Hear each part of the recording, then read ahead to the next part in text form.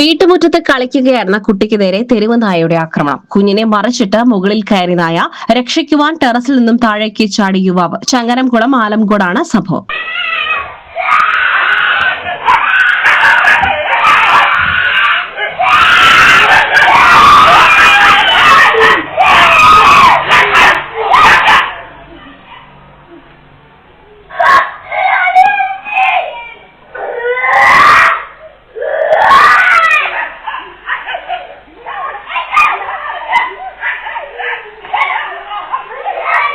മുറ്റത്ത് കളിച്ചുകൊണ്ടിരിക്കുകയായിരുന്ന കുട്ടിയുടെ മേൽ അപ്രതീക്ഷിതമായാണ് നായ പാഞ്ഞെടുത്ത് ചാടി വീണത്.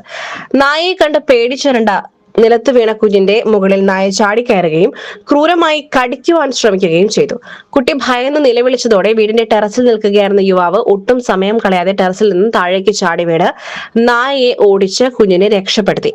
ഇതിനിടെ വീട്ടിൽ നിന്നും ബഹളം കേട്ട് ഓടിവന്ന സ്ത്രീ തൊട്ടപ്പുറത്ത് നിൽക്കുകയായിരുന്ന മറ്റൊരു ചെറിയ കുട്ടിയെയും വേഗത്തിൽ എടുത്തു മാറ്റി സുരക്ഷിതയാക്കി.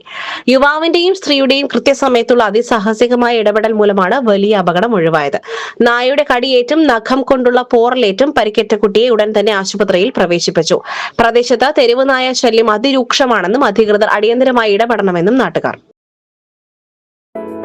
Gold pure gold group Nilambur.